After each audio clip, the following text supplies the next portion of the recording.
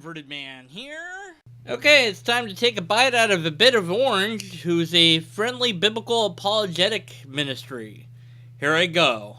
The problem of evil is something that atheistic philosophers will throw up as an objection to the Bible and say, here is philosophical proof that the Bible has to be false.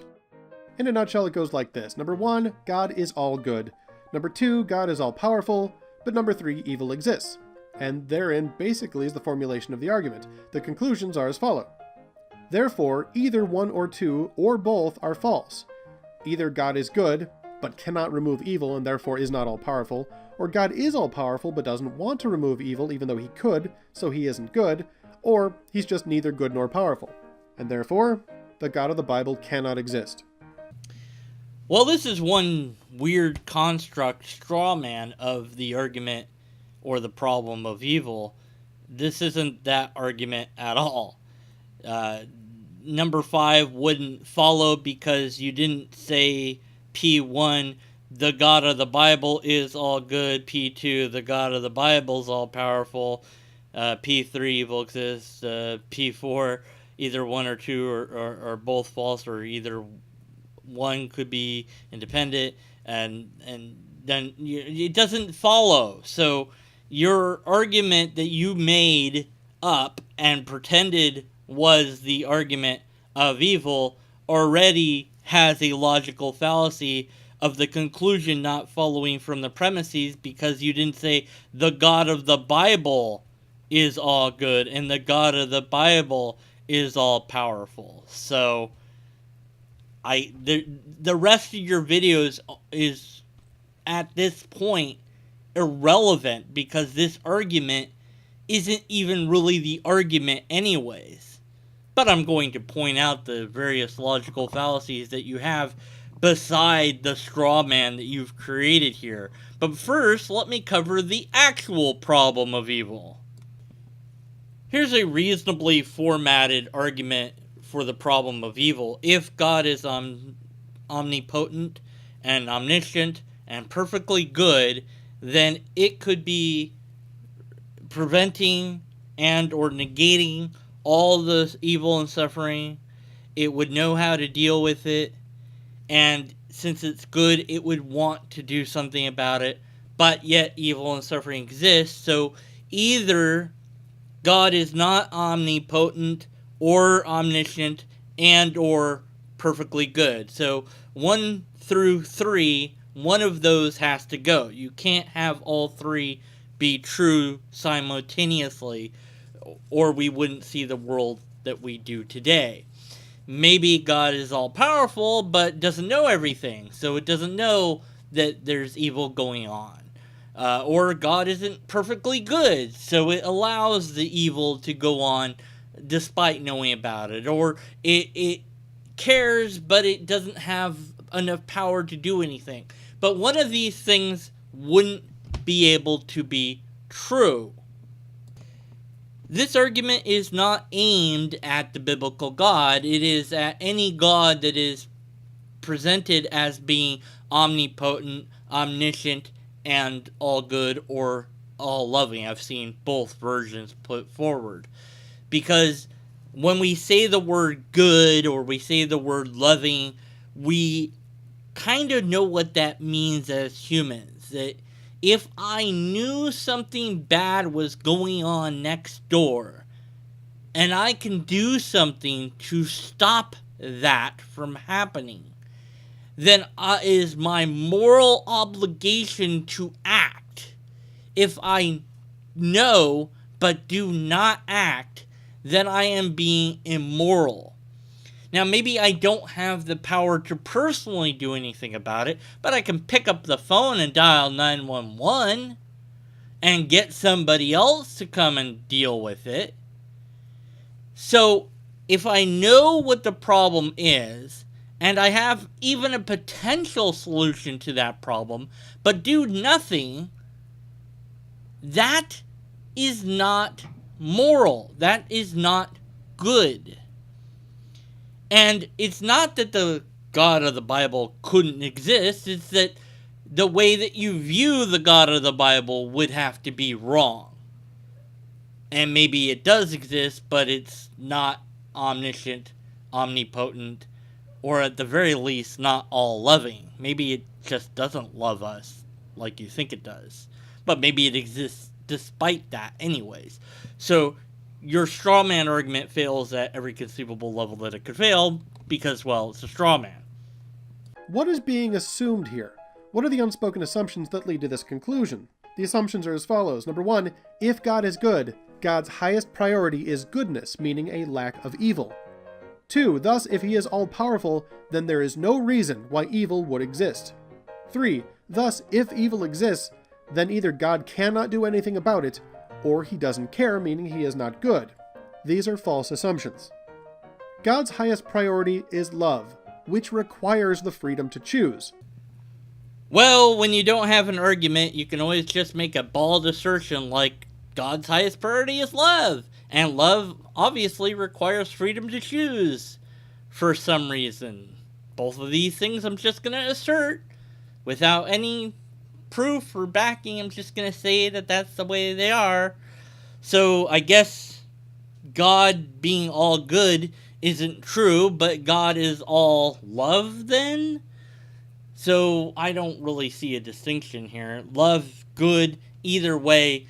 I would even say if you love somebody or something, then your desire to protect that somebody or something from harm is probably even greater than it would be just if you're a good person. But I don't want to quantify these words in that way. If a human loves some other human, they're going to darn well make sure that that other human is away from pain and suffering to the best of their ability, and to not do so would be kind of unloving. And there's bazillions of scenarios we could explore to prove this over and over again.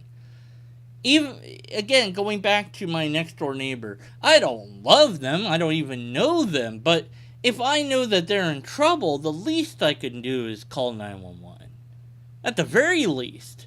Now, what if I had the power to make the problem go away instantaneously, or even have the power to make it that the problem is never even a problem in the first place?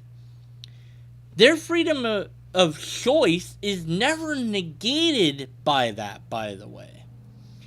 And of course, this only takes into account things that you do that kind of put you in a bad situation anyways. Like, I don't know, you leave on your stove or something like that. But hey, people do that and they forget about it because God gave us a bad memory, apparently. And again, that's something that God could have just shut off the stove. That doesn't negate their freedom or give them better memory so they remember that they left the dang stove on. That doesn't negate their ability to choose. They could choose to leave it on despite knowing that it's on. How would that doesn't negate their ability to choose. So here comes the tsunami, and it's headed towards the island, and it's going to wipe out millions of people. Where's the ability to choose there? Choose to run? Well, it doesn't matter really where you run. You're screwed. Your whole island's getting wiped out. You're dead. More than likely. So, in the face of natural disasters like that, where's the how does the ability to choose factor in? But this is all, of course, put into the Christian mindset of that our freedom to choose and to choose the wrong thing made the whole world bad. And the badness of us saying no to God's commands or ideas, or however you want to put that, made it so that all the natural disasters on the planet happen. That somebody somewhere in the past or in the present saying, I don't want to go to church on Sunday, means that somebody you know and love has to suffer and die from a horrible, terrible disease because it bothered God that you didn't follow God's instructions. Why in the world did God create such a stupid universe in the first place? God knew, building the universe, what was going to happen as a result. So it could have just built in things that would give us the ability to choose, but to give us the ability to only choose things that are good, and that the bad things wouldn't even exist to choose. Oh, but that wouldn't really be freedom of choice. So God gave us the freedom to choose, knowing that we would not choose to do what God wanted to do for some stupid reason, and then punish us for that because God can't not punish us for that. So then why bother? Well, because love is choice. But God can't make a choice, can it? Can it choose to not make us? Wouldn't that be a better choice? Or just to make us in a universe where the choice is more obvious or inescapable or something like that? But no. See, the God of the Christians is one that is incoherent. It makes the universe knowing that it's going to fall apart because of the humans, because of the way that God is, and God can't change itself, and because of that, everything's screwed up because of the humans, but that's still God's fault because God could have made it a different way, but he really couldn't make it a different way because God can't change its own nature. Okay, so God's just incoherent at that point. But it's not a loving God, because a loving God would not set up a system to fail. So the Christian God that's being presented here is not an all-loving God. Maybe it's all-powerful. Maybe it knows everything. But it certainly doesn't love or care about, I'd say, even the least of us. By allowing choice, God allows for us to choose to love him, which results in goodness, or not to love him, which results in evil. And I'm going to disagree here for multiple reasons. You can't choose to just love somebody.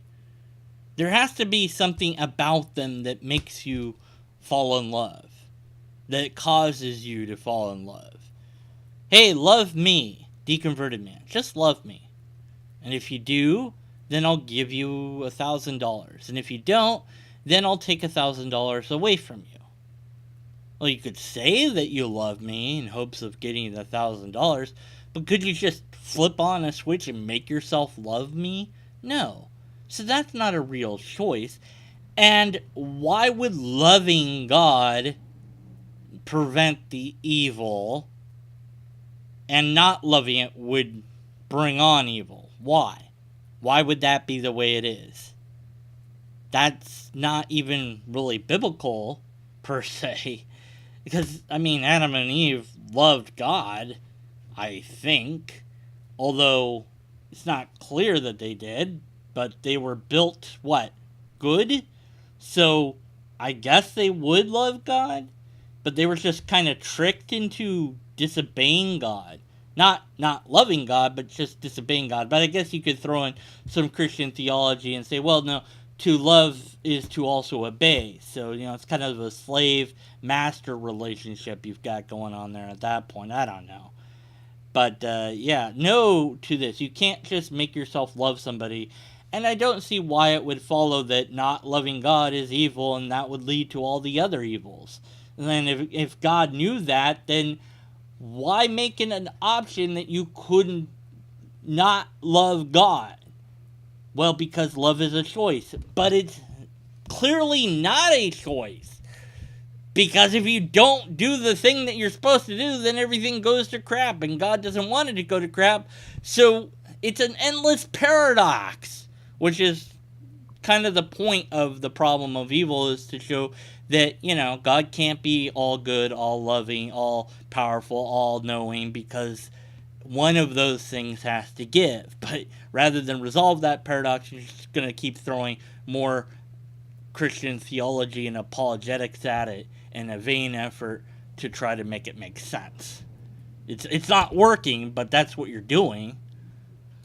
Because God desires to love us and be loved by us, we have to have the ability to choose.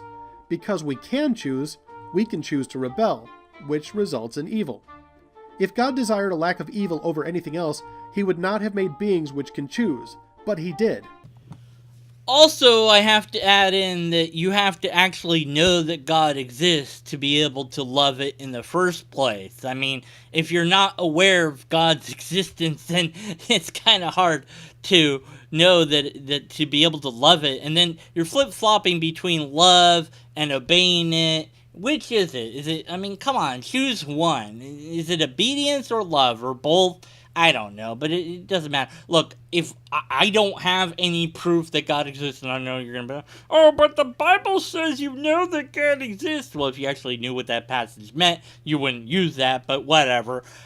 It doesn't matter in reality. In reality, I don't have any evidence of God, and many other people don't as well, or they have ideas about other gods. So is their belief in that other god leading to rebellion, quote unquote, against the real God, who for some reason didn't make it obvious that it was the real God? I don't know. It just makes no sense. And if God's so cool that you would love him, like God's supposed to be the perfect thing, then why would anybody not love it? Like, how would you choose to not love it if it's so awesome? There wouldn't be a choice in that. You'd see it and be like, wow, that's the most beautiful, perfect thing I've ever seen. I think I love that. How would you have the choice there? Not like it makes sense that having a choice is some sort of mandatory requirement for love to function. And if you make the wrong choice, then you get all this horrible, terrible stuff. So that's not very much of a choice. So it is reasonable to infer that, while he may hate evil, God considered it a worthwhile risk in order to bring about something greater, the chance to love. Then your God is a complete incompetent fool. The means do not justify the ends. Period. They don't. Love is awesome. It's a great feeling to have, but I don't recognize that in your concept of God. I don't recognize it because it does require love in order to prevent this catastrophe of evil and suffering from existing. So the choice is not, well, love me or don't, and that's, there's nothing attached to that. It's love me or I kill you. It's an appeal to the stick. It's an ad ballum. It's, if you don't love me, horrible, terrible things will happen that, well, I built into the fabric of the nature of reality because I couldn't help but not do it that way. Making me not all good, because a good being, by any stretch of the imagination of the word good or loving being, wouldn't make it this way. Period. I can come up with a better reality than this one that still allows for freedom of choice between things. But see, then again, I don't care whether people love me or obey me or not. That just seems to be a hang-up that your version of God has. So your version of God is incompetent and unloving, possibly powerful, possibly knows everything, but certainly doesn't know how to do a better job than what it did, or just didn't care enough to do it. I can't resolve this paradox for you because there is no resolution for it. You don't understand the problem of evil, deliberately so.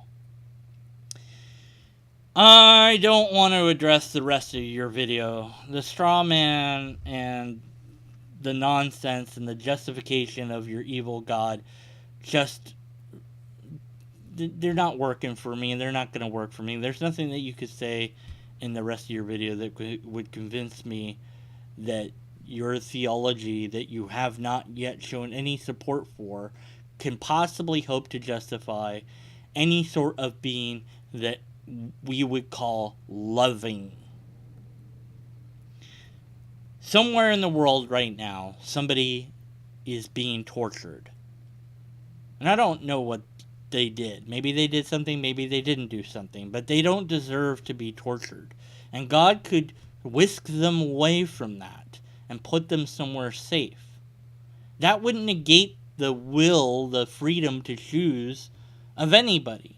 Because we can do that. We could go in, if we knew where it was, storm the place and rescue that person. But God could do it instantly. How would that negate choice? God could make it so that the person never got into that situation in the first place. But it doesn't. God doesn't love us, if it exists. God couldn't love us. Or it wouldn't be powerful, or it wouldn't know everything. One of those three has to go. But I'm going to say that God doesn't love us, because that's the ultimate conclusion to draw from your really bad attempt at an apologetic video. Knock knock, who's there? It's not God. Knock knock, who's there? It's not God. Knock knock, who's there? Orange. Orange, you glad I didn't say it's not God? Unless until we have a logically coherent argument, we must continue to be skeptical of the conclusion.